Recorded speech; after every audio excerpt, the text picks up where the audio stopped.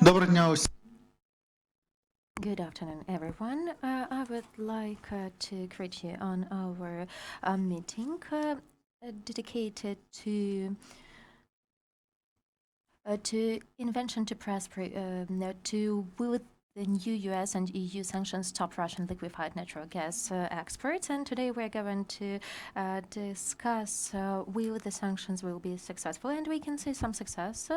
And this year, the US finally imposed the sanctions against important for the Russian Federation project Arctic LNG too. And today we are going to talk about this project, about fighting it, and also the sanctions against the Russian Federation that are both in the system of the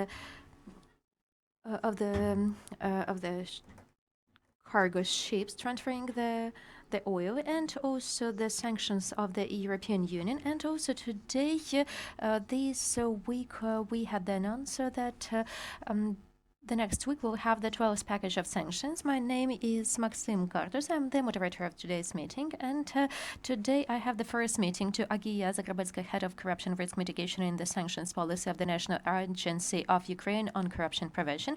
Ms. Agia, what do these sanctions mean? What do the direct sanctions posed on November 2 by the United States against the Arctic LNG project mean, and will it have an effect on the Russian Federation? Good afternoon, everyone. We understand that the leading consulting companies of the world, they have the discussion on how to read the sanctions correctly, how to interpret that, and I think that is going to continue. But I guess today we can already say that the cooperation with Arctic LNG 2, the procurement of liquefied natural gas does not meet the requirements of sanctions, meaning that can lead to the punishment for the participants of this deal, and also for the ones who procure this gas. And that is, we do understand that, of course, there are going to be some exceptions. As we have already seen that on the example of sanction coalition. But if it is going to happen, there are going to be single cases, and we expect that in the result it will destroy the plans of the Russian Federation that since this project in 2024 will be launched, the Russian Federation will become the undoubted leader on LNG market, and as far and also that is a very ambitious project for the Russian Federation. That is the project in Arctic, and Arctic is strategic region, and therefore nowadays I hope that the European companies in this project would not be in these deals. We have seen the comments of the French side that they are considering the document, but I hope that the US sanctions is just the beginning, because we have seen the resolution of the European Parliament on the 9th of November, where they have announced their opinion on Arctic LNG 2, and also what do they think about the liquefied natural gas, and also about the transit in the European Union, and also regarding some capacities, and also the procurement of liquefied natural gas. And we do understand that the reason is not someone is trying to be populist, not because the Ukrainians are creating some pressure, even though it is important, because I guess that everyone sees how the LNG export increased, that it's even more than it was used to be before the full-scale war, that the Russian Federation is increasing its share on the market, and we do understand that everywhere where the Russian appears with their money, with its money, with these products, the Russian corruption and Russian agents appear, and also the Russian intervention to the internal policies of these countries. And therefore, the increase in share of the Russian Federation on LNG marketing is not the issue of the war of the Russian Federation in Ukraine. It's not about the billion of dollars the Russian Federation is earning. It's the safety and security policy of every country which allows to to have experts with the Russian Federation and parliament, law enforcement, and intelligence have to ask themselves the questions, and they have to answer themselves honestly. Am I risking with with the lives and safety of my citizen? LNG is not the resource. We cannot say that LNG is in deficit. Arctic LNG 2 is not operating now, and we can see that the world is still going on, and the leading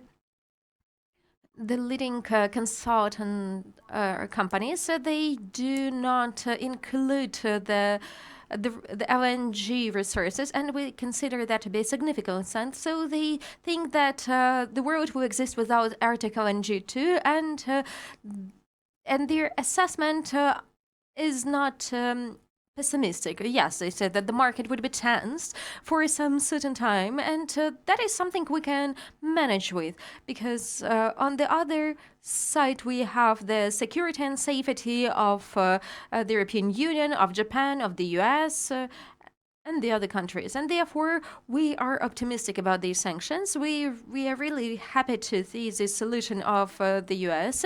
They were the leaders in sanction enforcement actually for decades or even centuries. And even today, they have these status, and we hope that the European Union will follow their example, because sooner or later, the European Union will have to do that. And what does these sooner or later have an impact on? On the cost, the European Union will have to pay that. The sooner they implement these sanctions, better would be the results. Thank you, Ms. Agia. And also, I would like to pass the floor to Ms. Daria Shapovalova, Director of the Center for Energy Law, University of Aberdeen.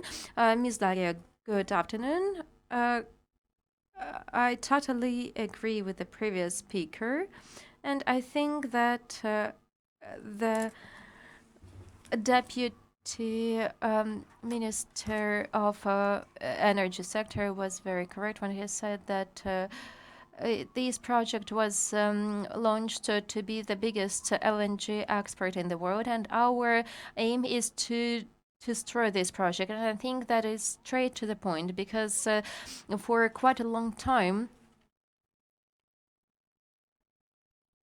there was an opinion that Arctic LNG could be outside the sanctions, and I guess that is a very important step, very good sign that liquefied natural gas is under sanctions us. And what is your opinion about how the European counter-agents will react on the actions of the US, meaning, for example, French Total Energies, Mitsui, Japanese Mitsui, and the rest. So this topic was already, we have started discussing it. They are considering the options and what kind of options they have. So I guess we shall see. I'm waiting for some official response, and so far this response is quite brief and not exhausting. They say that they are going to follow the law. They are considering some details, and let's hope that it's going to be the end of this project. So that is the hope we have. And I guess that the last events in the European Parliament are very important as the step, because despite the fact that the European Union has refused from oil in 2023, nevertheless, they have changed to one market. They shifted from one market to another. And as it was already mentioned, LNG market is increasing, and it is very important that the resolution which was adopted, it urges the state participants, the state members, to refuse from LNG and prohibit exports of LNG. And another important thing is that they are saying that directly, that the European Union have to impose the sanctions against Arctic LNG too. Thank you very much. Also, we have Lyudmila Yenina, Director of the Department of Economic Diplomacy of the Ministry of Foreign Affairs of Ukraine. Ms. Lyudmila, as I already mentioned, on the 9th of November, the European Union has adopted the new resolution on the sanctions against the Russian Federation. Could you tell us more what is new in this document? What is said there about the liquefied natural gas and how it is going to be implemented? Good afternoon, everyone. I'm very glad to see all of you. I'm very glad to thank you for inviting me. Yes, on the 9th of November, the new resolution was adopted, and according to this resolution, the control over sanctions against the Russian Federation has to be enhanced, and also more measures have to be undertaken to limit Moscow in overcoming these sanctions. And also in this new resolution, we can see the concern on the current gaps in the legislation, EU legislation, and against the Russian Federation. And what is really important here, as it was already mentioned, I totally agree with the expert opinion that that is a significant event, because the Euro Parliament urges to increase the number of sanctions, and the European Union and the members of the European Union, they have to increase the number of sanctions and to develop the mechanism on how to prevent sanctions overcoming, and to limit. And also, they urge the state members to consider the actions of the companies, and if the companies are violating the law, to punish them for this, and also to prevent legislation gaps. And at the same time, I also have to add that the European Commission and the resolution of the European Parliament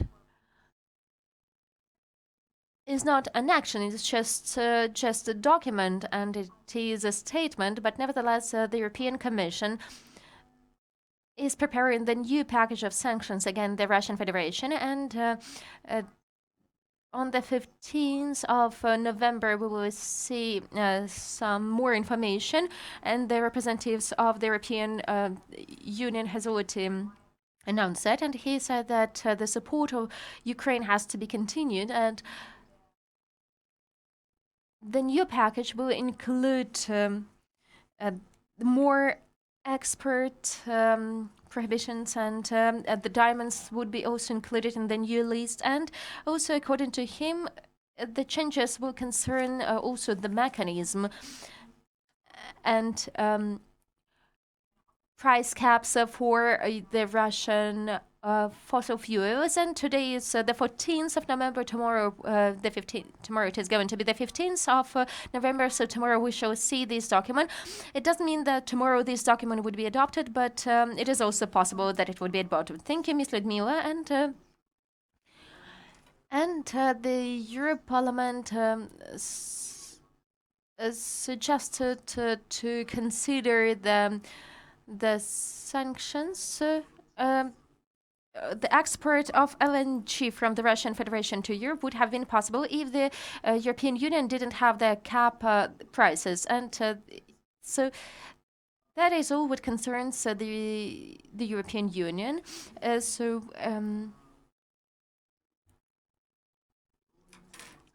The key process, the key player in this is Total Energies, and there are the tankers for LNG transfer, and how this resolution can have an impact on these kind of huge European companies, and will it lead to the governments to work with these companies to stop these actions? Yes, of course, the resolution, as you have already mentioned, unfortunately, it's not it's not an action, but nevertheless, we can say that it is a statement, and we hope that, as I already mentioned,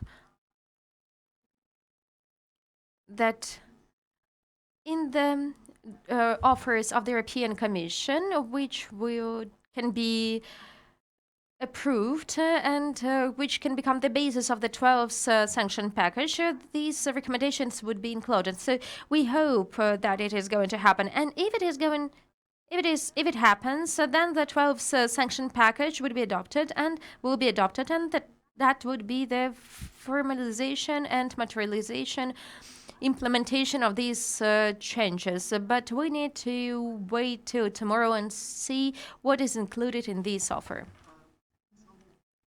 On the other side, if the European companies are not following the sanctions against the Arctic LNG, what can it mean from the point of view of international law and also from the point of view of politics? As far as we understand, speaking of the we are not talking about the punishment for those companies which are violating the sanctions. Is it a comma or is it a full stop? Well, actually, Ukraine. What we can see is, I think that it's commas, and our partners are going to make this decision, and I hope that there is a dependency. There is no final political will and decision of all the European Union members, but nevertheless, I guess that most of the sanction coalition is strong enough, and Ukrainian side is working on this, and we continue doing our best, and I hope that our partners will understand it soon, that they need to move in this direction. Of course, they support Ukraine. Of course, they support the experts, and we, as the experts who work on the sanctions, we should not stop. We should continue work it. We should enhance the sanction pressure in this sphere as well. Thank you, Ms. Ludmila. And as we already start talking about the 12th package, I have the question to Olena Lapenko, energy security expert, Dixie Group. So, what have you heard, and what have you done to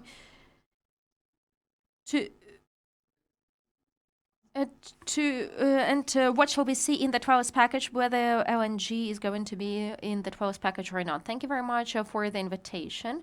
First of all, I would like to start with the fact that the Ukrainian energy environment has made a lot for the LNG to be in the sanction list of the European Union, but nevertheless, speaking of the latest events, we can see the statement of the Ministry of Energy of Spain, where she said that LNG is not in their short-term plans, and unfortunately that's true. Unfortunately, Spain is the presidency of the European Union till the end of December, and we have no reasons not to believe her. But we can consider what is an obstacle for the European Union to do it now, and what is the European Union doing to make it happen soon. As we can see, the European Union is afraid of the price increasement, because before 2022, they had on their balance only 20% of LNG, and today they have 39% of LNG, and all this amount is procured on spot market, meaning the increased demand has an impact on the increasing price, and that is quite logical, and we consider that that is an obstacle for the European Union to to limit the procurement of LNG, but also we can see the procurement, the contract. Qatar Energy is suggesting their product LNG services as well as the US, but Qatar Energy's capacities are available only to after 2025. The contracts are signed, and these contracts are signed for 27 years, if I remember correctly. That is the contract with France and the Netherlands, and we hope that that is just the beginning. What is the European Union doing? They are signing the long-term contracts to be sure that there is going to be no price shock. And now all of us are expecting for the winter, and we do not know how it is going to be, and we do not know how much money we will need to cover the heating. And for example, if we're talking about the warehouses, the stock of the energy, oil and gas can be enough. Maybe these concerns regarding the market, regarding the energy safety, and and they can maybe there is something about that, and we hope that the decreasing demand on the gas, which is foreseen by Repower EU plan. And beside that, they wanted to decrease the consumption decrease by 15%, but actually they achieved the decrease by 10%. And actually that also had an impact on the decisions of the European Union. And we hope that the demand on gas would be going down, and there are going to be more long-term contracts. And the next year we will see the sanctions against LNG, which together with the sanctions against Arctic LNG will have the desired effect of the revenue decrease of the Russian Federation. And speaking of the alternative, Miss Agia was already mentioning that LNG is not something unique, something which is only in the Russian Federation available. And actually, Europe is discussing for quite a long time to increase the consumption of gas to deliver it by sea. And we can see that Germany, during summer, built two points for gas, and the US are glad to, and Nigeria, Morocco are glad to export LNG. Why during these 2 years we do not have that many long-term contracts? And do you think that there are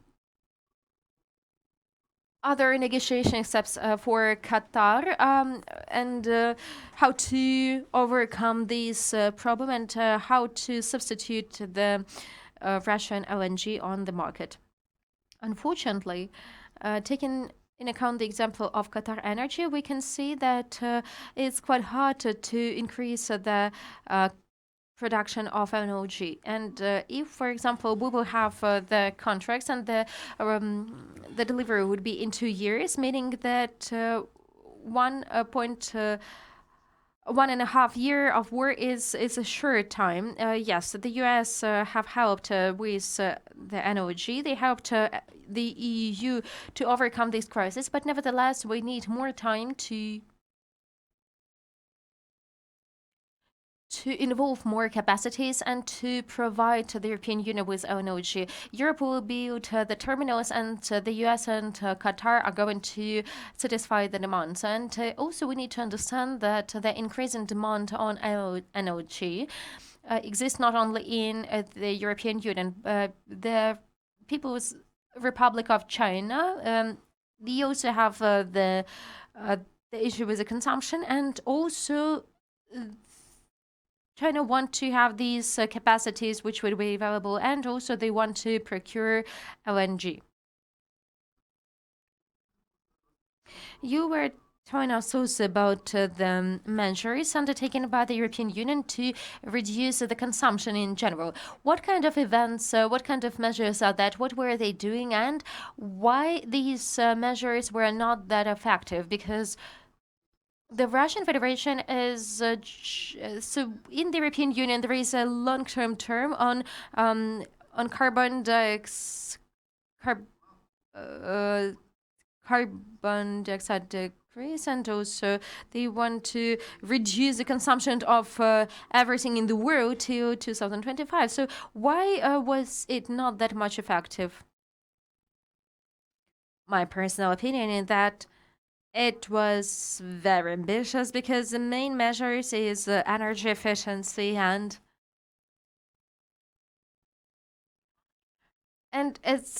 when we're talking about energy efficiency, it's we shouldn't talk about the past results, immediate results, and also we can see the shock from when they refused from the natural gas and. These kind of issues are also not resolved in months. Therefore, I think they will reach their indicators, but they have some delays, and I think that in 2023 they will. That is, they will reach the indicators. Speaking of the measures, which measures were planned to be more independent from the Russian Federation? First of all, that is energy efficiency.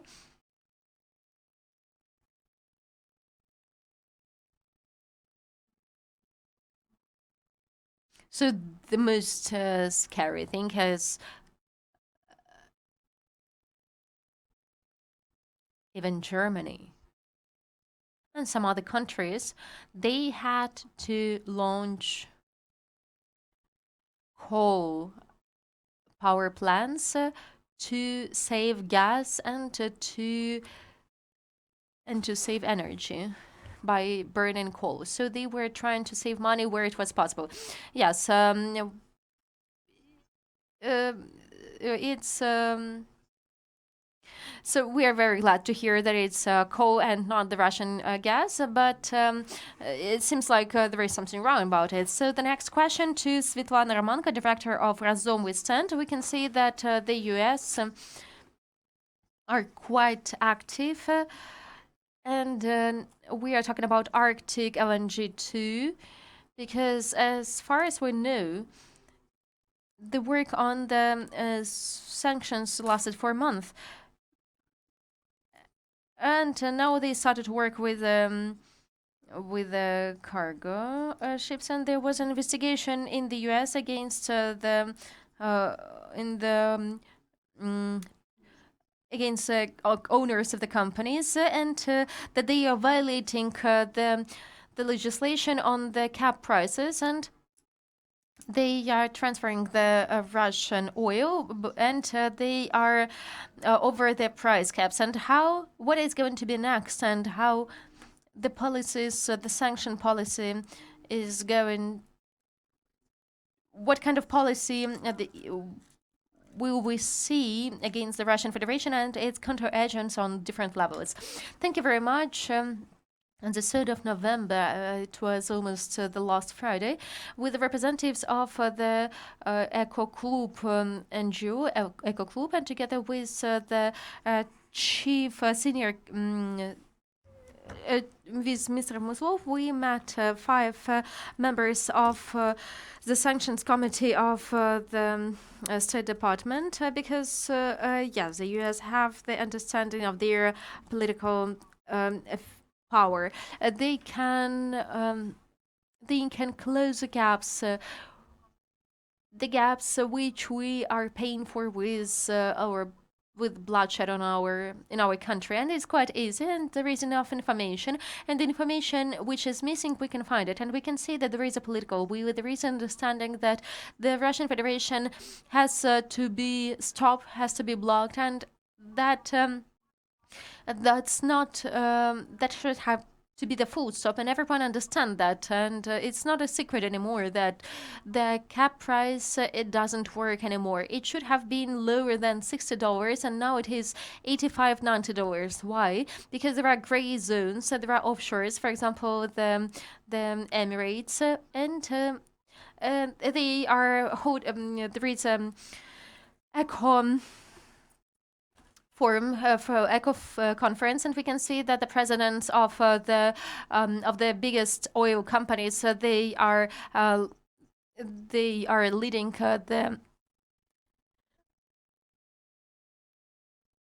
So that are the bombs which can lead to the climate crisis, and also that is a threat to the democracy. And we have to remember that the next year we will have the elections, and of course in the Euro Parliament and in Euro Commission and in the US, I can explain these kind of concerns on how the sanctions are implemented, but also I'm impressed by the speed of work of the US. Actually, every week, every 2 weeks, we can see new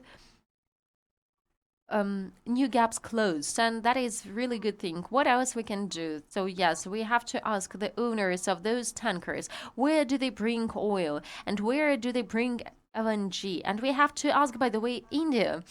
So just recently there was an information that India is one of the biggest buyers, and $28 billion are in rupees, which are not liquid on the market, and that is actually all Russian military budget of the Russian Federation. And the India is going to build 24 tankers, which they promised the Russian Federation to build till 2023. Is it a threat? Yes, it is. Is it just an energy threat? No, it is also a geopolitical threat, and therefore Europe and the US as the leading powers in G7, they have to implement the sanctions as soon as possible and to decrease the price gaps for oil. And of course, we would like them to stop using oil. Nothing bad will happen. The prices will not get worse. And now they have more oil in the stock, but nevertheless, we have to understand that the action should to be on time. We're waiting for too long, and at the same time, the Russian Federation is increasing export and also accumulate the money which they receive for it. And from the colleagues of CREA, we got the forecast for this week that just during 1 week we will 25 million tons of oil will leave their ports, and 1.5 million tons of LNG, and also 3 million tons of coal. But we should not forget it, even though there is the restriction to use it. And in this case, we have to be very careful on how much the Russian Federation earns. 5 and 5.4 billion dollars. This money is enough to finance Wagner Group and similar armed groups for a long time. And we expect the governments to hear us, and therefore me and my colleague Oleg, we visited Washington with advocacy visit, and we are confident. We are sure that we need more visits, and we have to talk not only about the tankers, but we also sanction the for example, Gazprom Bank. It is not under sanction. That is a huge point, and in this case, if we block it, if it would be under sanctions, this money would not be used anymore for the war. And we know some certain people in the Commission who are in charge of sanctions, and for example, O'Sullivan, and we have contacted office for many times, but probably we need our voice to be louder. I do not know whether someone can be louder than Director General of Total Energy, and he said, no, I'm going to bring gas from the Russian Federation as long as the European Union allows me to do that. And if LNG is not under sanctions, I'm going to bring it to the European Union. And we should not expect the companies which get the income from these kind of expert, they are not going to stop. And what is also important, I saw the information on the technology in the Russian Federation. They feel that their fuel industry is going to be challenged, and they opened the program of technology program, and so actually it failed, and the program failed, and the money were thrown, and meaning the EU, the US, and G7 industrially and technologically developed. As soon as they close the direct export, that is really important because they do it with the violation of any kind of rules with insurance violation and the other things. So, for example, if we cut these waste, the Russian Federation will have to keep these fossil fuels in the ground, and when they will come back, and later they will have no place to come back, and maybe they will need to become more democratic. Thank you very much. Miss Olena has said that maybe some concerns about the sanctions are related with the fact that the winter is coming, and everyone wants to keep the price in stable, because we actually saw that the prices were going up, and Europe is quite democratic. Europe is democratic, and nobody likes to make their voters angry. But can we hope that nobody will freeze in Europe and will not freeze, even though, as Agia has mentioned, Arctic LNG 2 is not operating, and the Europeans will not freeze in Europe. And can we expect that the confidence about the sanctions will increase together with the temperature in spring, and the European Union will be ready for the political step, such as prohibition of energy from the Russian Federation? We know who are the biggest blockers. Will they have enough inspiration to make this step? Let's call it inspiration, but I would call it in the other way. That is some political pressure, that are political advantages, so that is in respect to their political voters, and the main country which is deciding whether we will have gas or not, whether we will have gas embargo or not. It's not even Spain, which is, by the way, exporting LNG and is one of the biggest LNG exporters, but it's Germany. Let's be honest. So the Germany was saving their industry, and therefore we didn't have energy embargo. People will survive. Europe supports us, and the previous winter was very difficult. The oil prices have increased 12 times, approximately 12 times. But what did people do? They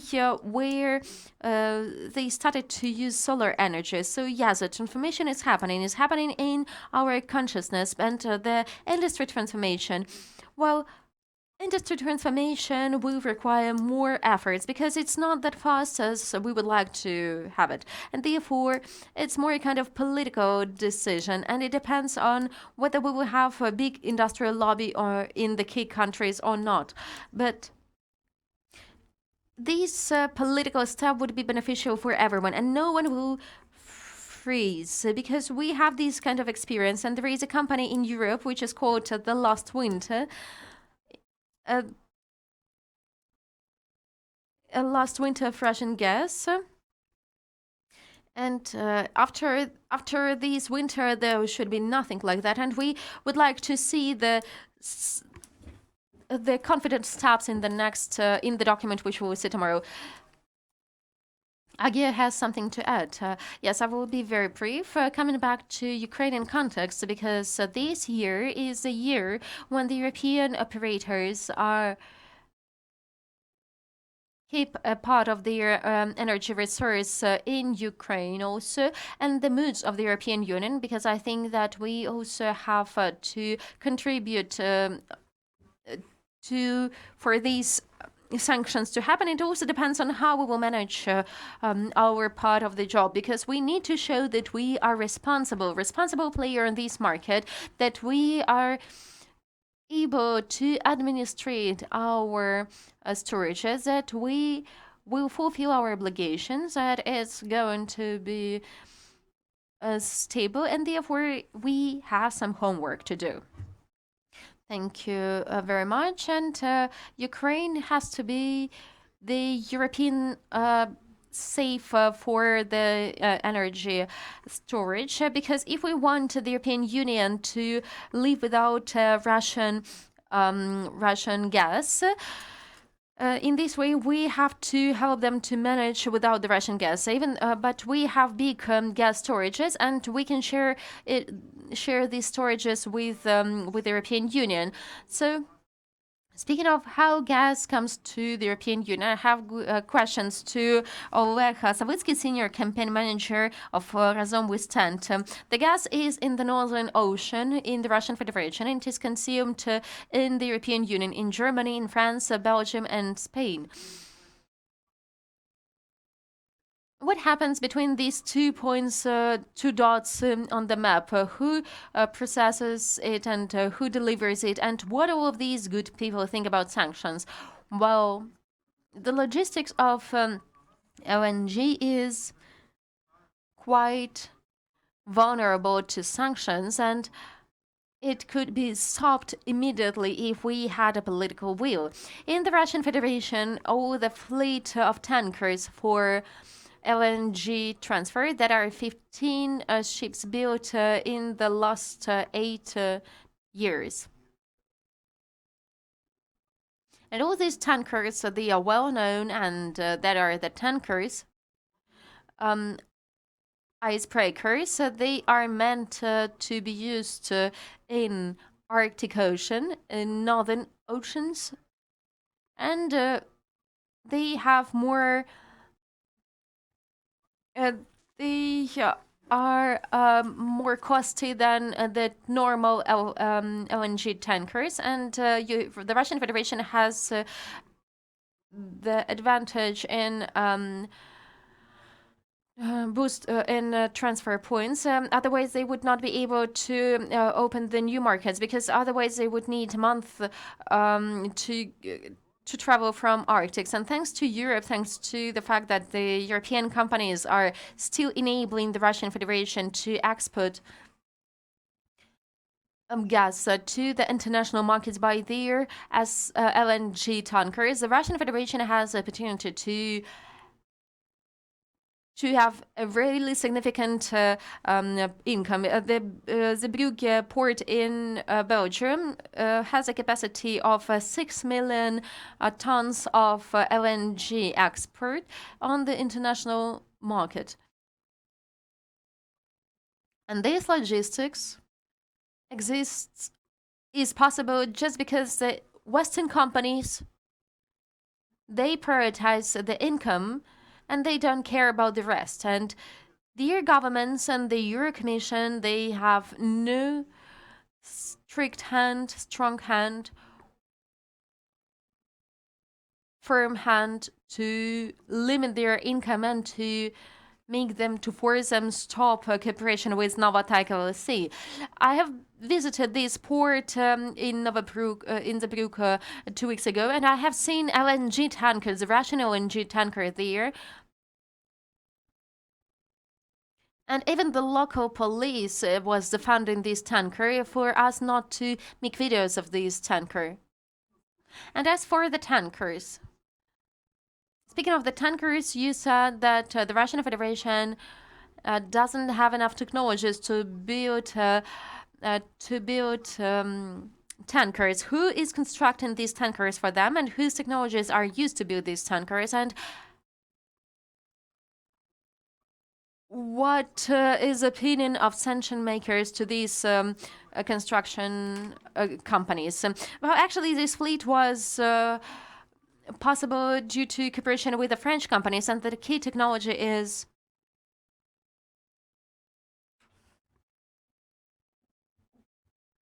a container technology because there is a special membrane which isolates cryogen gas minus 160 gas from the environment, and in fact that is a French company which is monopolist on the international market, which owns this most efficient technology of LNG preservation, and that is a key element both for tankers and also for the on-land storages. This company is DDT.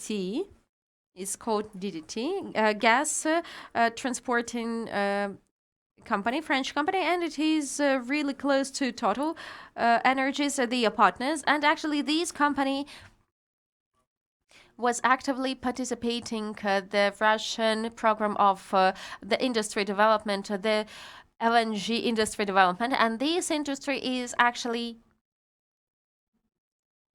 they didn't have this industry 8 years ago. So Arctic LNG project Yamal LNG was launched in 2018 after the Crimea was occupied, after the invasion in Donetsk, and the European companies were helping Putin to increase his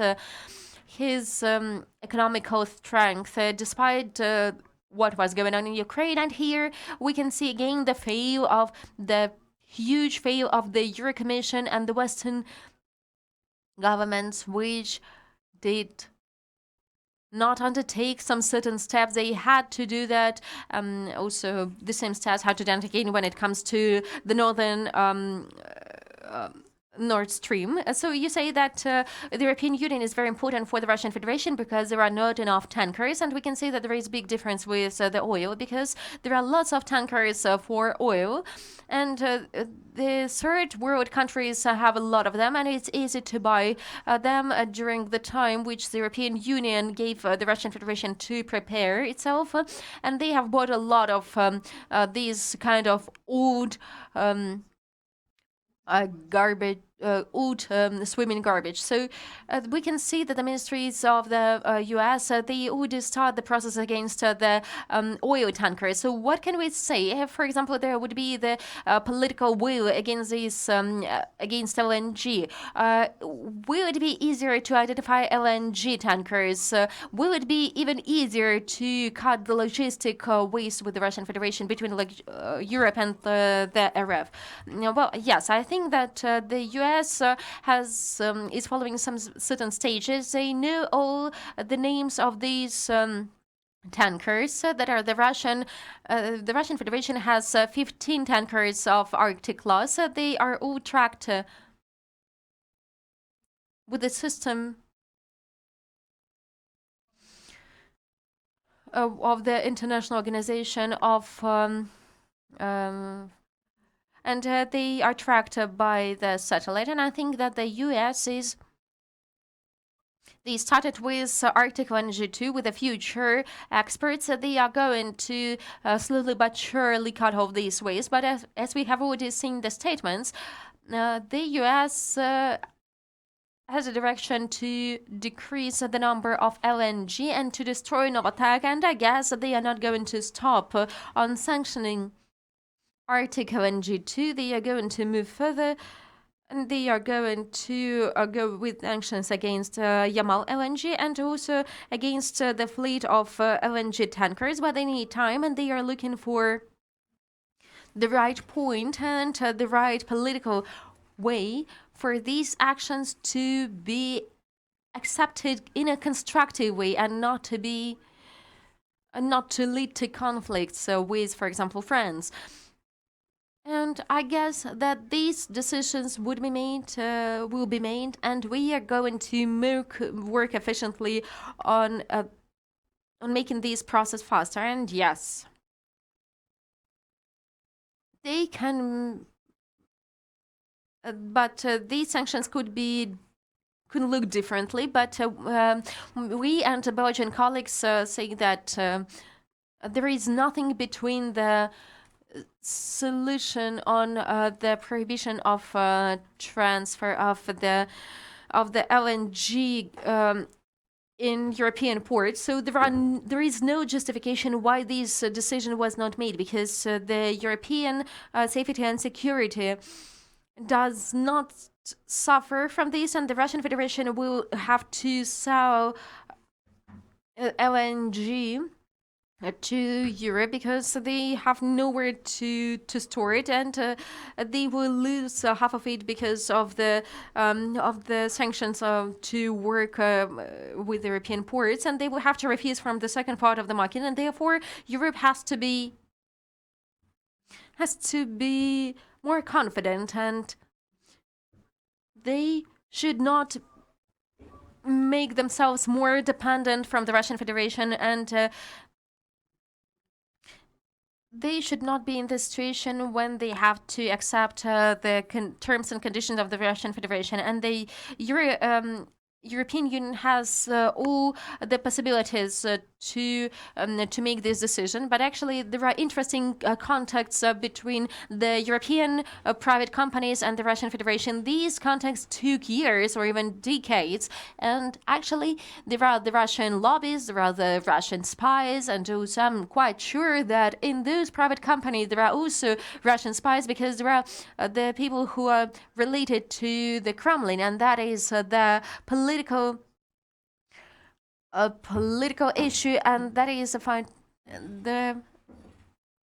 But I think that taking account the confident way the U.S. works with the sanctions, we will win this fight. And as for the state sector,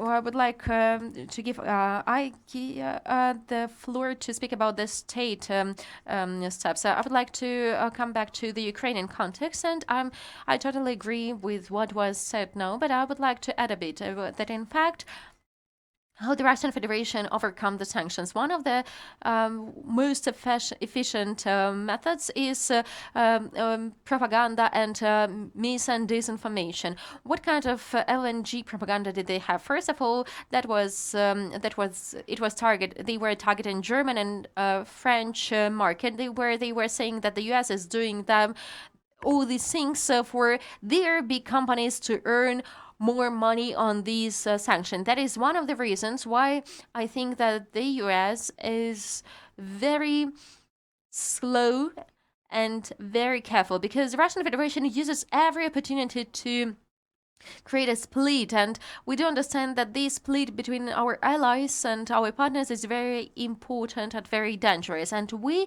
need to understand that the more pressure we will see on the Russian energy, the more the Russian propaganda will be spread in the countries, and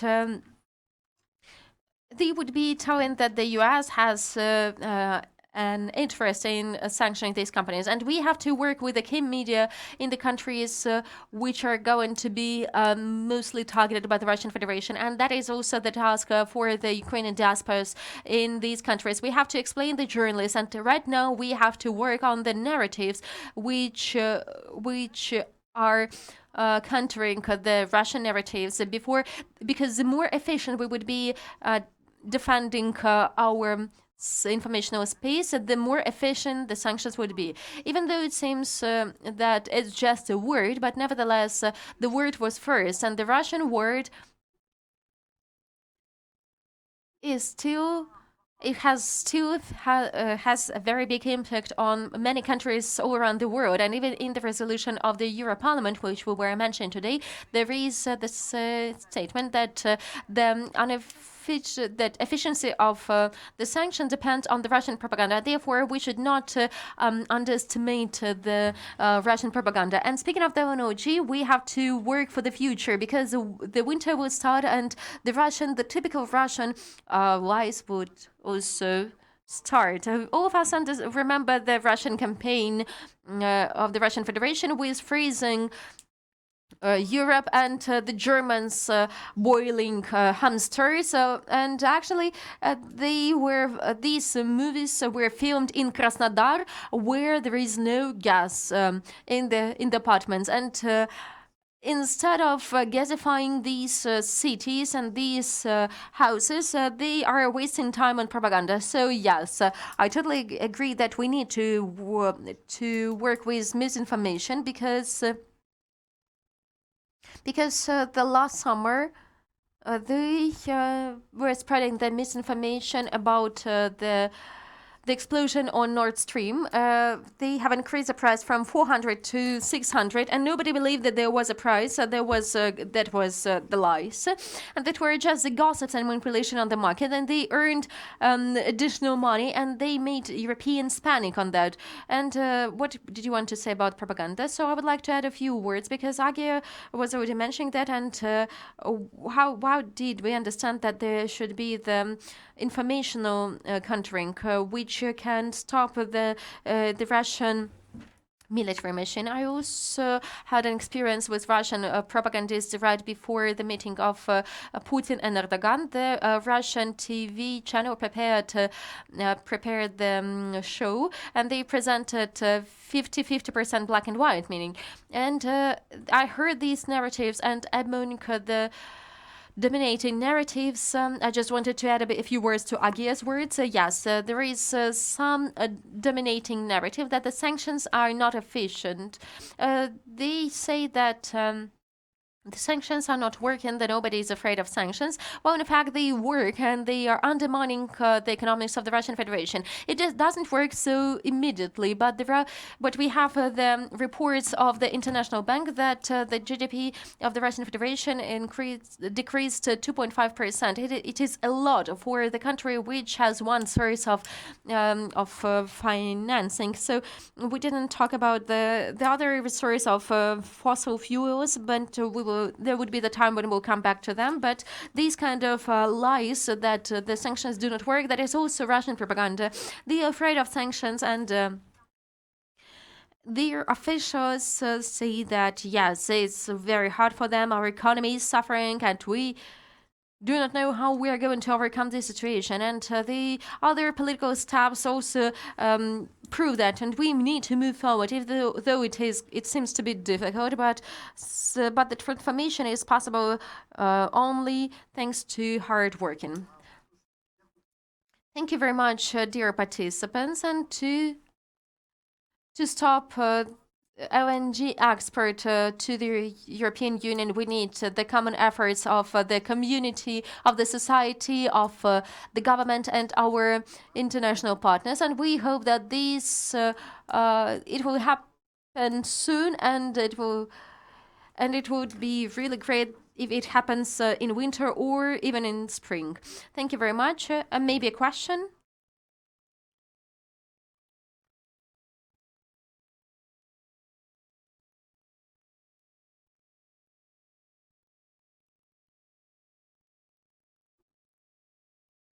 Zhulanin, deputy from Rada, right? He ignored it. Yeah, unfortunately, he was not able to. I can see it. So like I know how it's work, Rada. So I know how it's work. I mean, foreign ministry, Ukraine very well. So because I have a lot of friends here. So my name is Herman Obukhov, United States of America. So Foundation Stop and Inform Terror. So and I'm working hard. So I'm here a quite long time. So like around 1 year, I learned a lot. And my question was to Andrei and to everybody in your audience, what Ukraine to do in our Congress, United States of America, to stop all export from Russia, oil and gas. What Ukraine to do? And I positive it should be no answer, but I have answer. Nothing. In Congress of United States of America, you do nothing. So I recommended to Danilov, I recommended to many deputy, they just ignore it. Because they believe if your president Zelensky came to Biden, to our president, they shake your hand and get a promise, and this okay. It is not okay. Because Congress it's very independent part of our democracy. If you do nothing in Congress, it should be just nothing. So this is your big fault. What you to do is very important. It's very important. It's just 0.001% of what Ukraine should to do. and rather nothing to do, and Office of President nothing to do, and same thing, Foreign Minister nothing to do, unfortunately. This is my opinion. And I try to convince here, so I don't know, but maybe somebody answer, to my question. So because I know what happened in Washington. I know well, I have a lot of friends, I communicate with senators, and I know, from first hand, not just my imagination. So thank you very much. Maybe anybody answer? What did you do? Дякую за питання.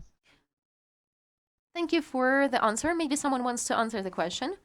So, yeah, we do have communication with U.S. representatives and with officials.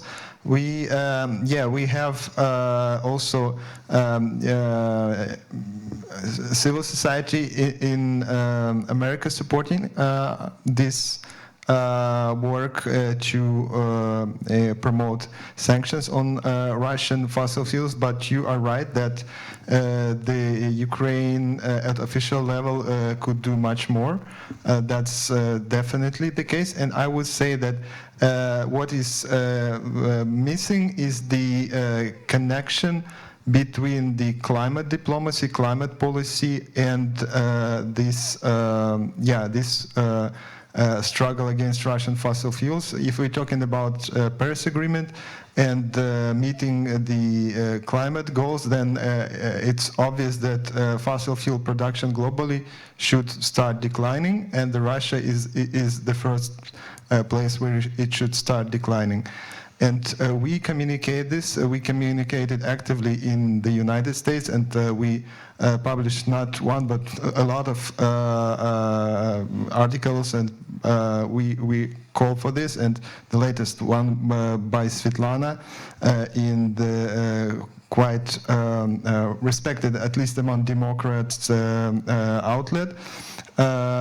So we communicate this, and we basically say that there is no excuse for U.S. government not to take action against exports of Russian fossil fuels.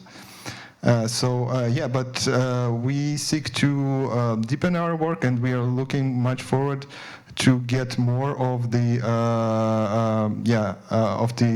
official bodies working on this. And Mr. Jupanin was present here in September, where we holding such briefing.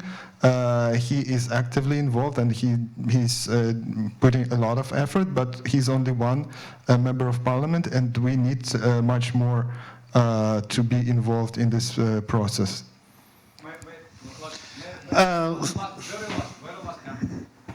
So, very last comment. So, can you understand very big difference? If I came to Congress, to my congressman, to my senator, I am citizen of United States. It's very, very big difference than you, citizen of Ukraine, came to my congressman or senator, because he will listen to me. And it should be letters to Congress from US citizen, not from Ukrainian diplomats, not from Ukrainian officials, not from President of Ukraine. It should be from US citizen. It's first one. And then it should be conference in Congress, neo-fascism and new world. It should be done. It should be done long time ago. It should be many other things what I recommended to Danilov, recommended to Podolyak. So I talked to Podolyak when I was in United States. So, but he listened to me when I was in the United States. When I came here, he just shut off. So I don't know. I just was really surprised. Okay, thank you very much. Дякую за цікаве зауваження і дякую всім. Thank you for this comment, and thank you for your attention, and I hope that our cooperation with the US and the European Union on the sanctions against the Russian Federation caused by the aggression of the Russian Federation against Ukraine would be efficient.